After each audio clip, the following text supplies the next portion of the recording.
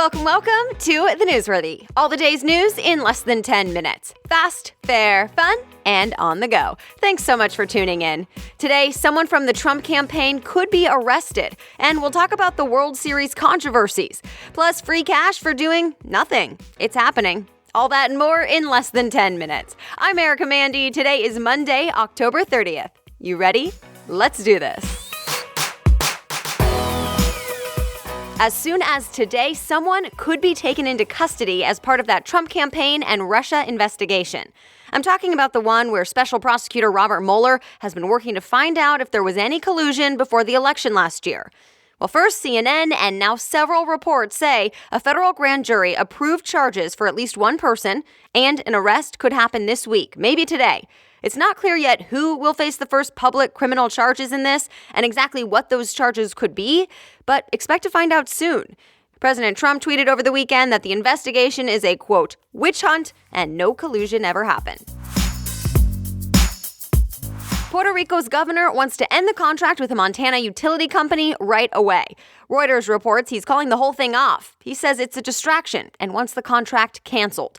The company's officials still say nothing fishy happened. So, reminder on this one.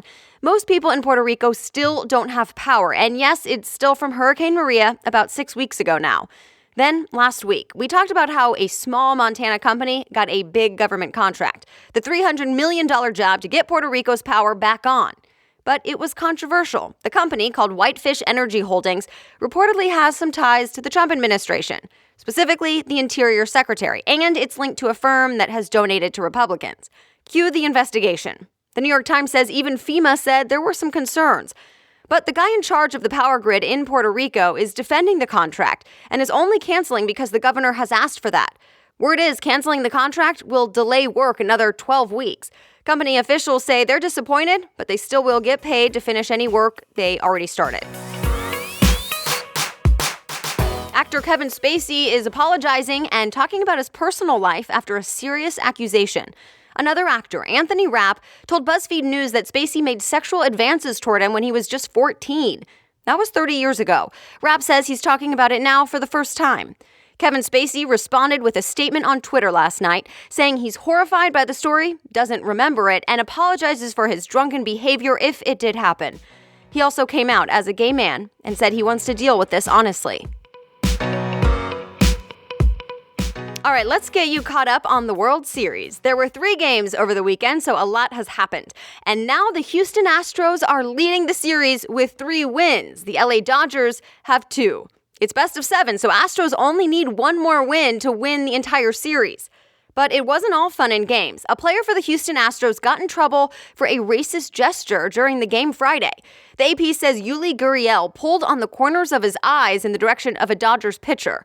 He'll now be suspended without pay for 5 games next season, and he apologized in a statement. There's also one more thing people are talking about, a record-breaking number of home runs and the possible reason why. USA Today reports that within the first 4 games, there have been more home runs than any other World Series in history. And now some players are saying the balls are juiced, or they're too slick, or at least something is different. The manufacturer says, nope, it's the same. So, questions remain. The owner of the Houston Texans is also saying sorry. He referred to the protests during the national anthem as, quote, inmates running the system. Now, backlash. The majority of the players on his team were kneeling during the national anthem at yesterday's game. The owner, Bob McNair, apologized and said he was referring to the NFL league office, not the players themselves. Well, that didn't go as planned. An engineer for Apple apparently got fired because of a video his daughter uploaded online. The Verge reports the engineer's daughter took video of the new iPhone X plus some other codes and possibly secret names that the public wasn't supposed to see. Then she put it online, got featured, and the video got around. Now, in another tearful video, she says her dad is paying the price and is out of a job. Her dad apparently broke the rules by letting her film on Apple's campus. It doesn't seem Apple, though, is saying anything about this. Netflix doesn't want you to just buy a subscription. It wants you to buy a sweater. and a mug, and a t-shirt, and a board game.